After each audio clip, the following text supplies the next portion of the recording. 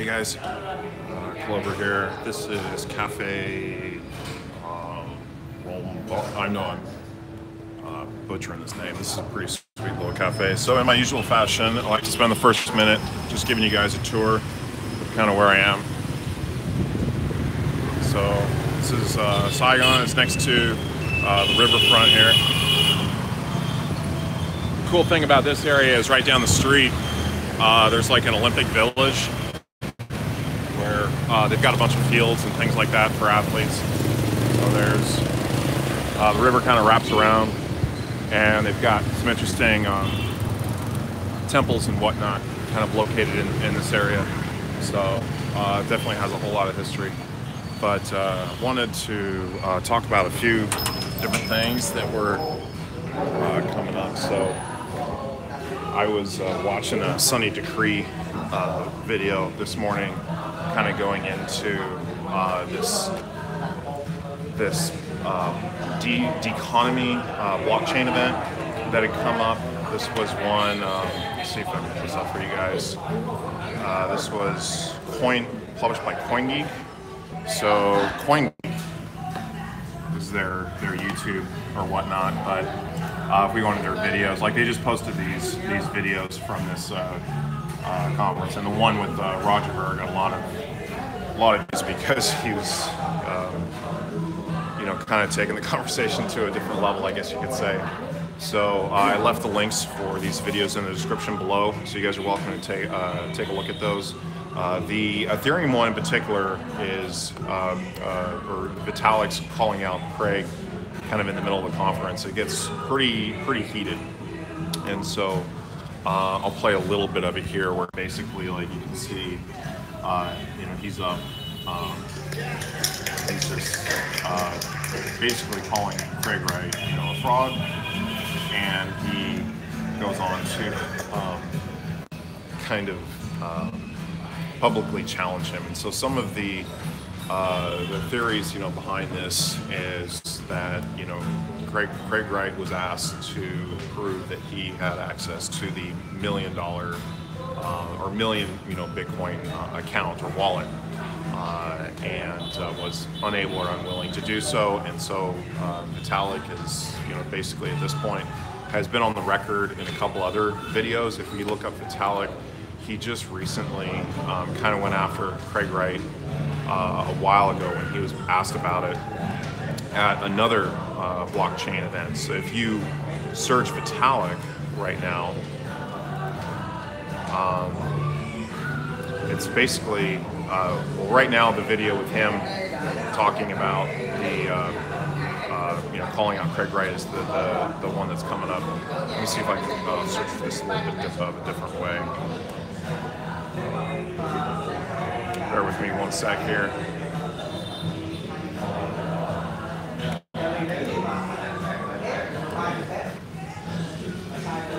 Yeah, so this is a video. There's a video where he was challenging him, and this is May 2016. So this is a long time ago. And so if you fast forward here, he's basically very passionate about how he is kind of going after him. And, so this is back in May. So he's been on the record a few different times challenging Craig. And so one of the things that I would like to kind of comment on some of these things is after having worked with some programmers in the past, typically there's a little bit of an arrogance mentality that you may know things at a deeper, better level than others, and sometimes you're missing out on some like a bigger picture or something that maybe a programmer can't see per se. So programmers can sometimes get very focused in a certain area, and they can be very brilliant in that area, but once you get them outside of their expertise level or into another area, they tend to not perform as well. Now, I'm not really taking a stance on you know, the whole situation. I think what I'm more or less just trying to present it and try to be as objective as possible. I think there's fault on both sides. I think Craig Wright is an interesting character, and you know, maybe he could address things in a different way publicly, or how he's chosen to be in the crypto space. But as far as a guy that's you know, providing value or whatnot to the community, there's things that he's talking about and presenting, and so you can take a look at his presentation here at this event. So this is his most recent event. I watched some of it. I didn't watch really all of it. So that's why it's hard for me to really kind of give, you know, an in-depth analysis on my opinions on the entire situation, because I wouldn't necessarily say that I steer one way or the other. I try to remain as objective as I can, and so I'm really just kind of looking at it from an outside perspective. But I'm looking at the bigger picture of things. Now, I will say that Craig Wright does tend to, you know, be a good presenter, and so you can see here. You know, he's dressed well. He's got you know, kind of a slideshow that he's doing on the back. He's doing graphs and infographics. So he's put a lot into his presentation, and so he has a certain way of presenting, you know, his side of the story and his information. And so you gotta have to kind of take it for what it is. Now, Vitalik is a guy that he was just recently, when he was the interview that I put up on my top interviews just yesterday. He's in like a unicorn T-shirt, so he's wearing a unicorn T-shirt, and he's very kind of just authentic with who he is. It's a very different representation than, say, you know, a guy like Craig Wright, who is more dressing as a businessman and kind of presenting himself as one. So they're coming from two different, entirely different perspectives. And so that's, I guess, what I kind of wanted to say on that. As far as the Roger Ver thing, if we're kind of going to take another peek into that, I mean, it was, this was an interview that, oops. This was an interview again on Point Geek. So this is the one that really has all the views. You can see, man, I was just at 12,000 views, like just not too long ago. So this one is starting to get, you know, a lot of attention. And basically, I think it's about minute 37-ish or so. It starts to get a little, yeah, this is where he's talking, where, you know, he's basically talking about how babies are dying in, you know, foreign countries, and he's trying to make correlations to, you know, things that, you know, potentially, you know, really shouldn't be. So you know, he's making associations with, you know, I guess world hunger and poverty and the banking industry, and having a coin that has very low fees and is able to be used around the world by all of the populations. He's tying that into a very dark topic, and really, you know, talking about, you know, very, like, you know, I think that's where he loses people, when he starts going into these kind of tangents that people can't really connect with. I mean, they hear that, and it's just like, you know, you kind of have to just take it back. It's not really the most professional way to handle yourself. Now, he kind of apologizes too, and he's basically saying that, you know, he gets really passionate about it because that's how he is, that's who he is. So these guys, they've got very, very strong personalities, and they are coming from kind of a little bit of a different background. And so that's why, for me, when I'm looking at it, I'm not really trying to judge too much. I'm really kind of looking more at the message or what it is they're trying to say. And I think that's where you can get a lot of value from some of these guys talking, because, you know, these guys have got, you know, kind of their area of expertise and things that they're good at, and they're going to be people that are going to be, you know, kind of pioneers in this crypto space. And this has really just kind of been a new phenomenon that we've had, you know, in the last several years, where some of these personalities are starting to emerge. And so these are some of the large personalities. Now, my video from the other day that I put in the description below, I apologize for the noise in here. It's gotten a lot louder in here.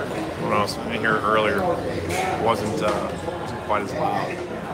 But I put the #1 video for my top 10 crypto interviews was this Roger Ver and Richard Hart debate. And so you can kind of see them talking here. And what's great about this is they kind of go real deep into a lot of different topics, and they've got their different talking points here during this long discussion.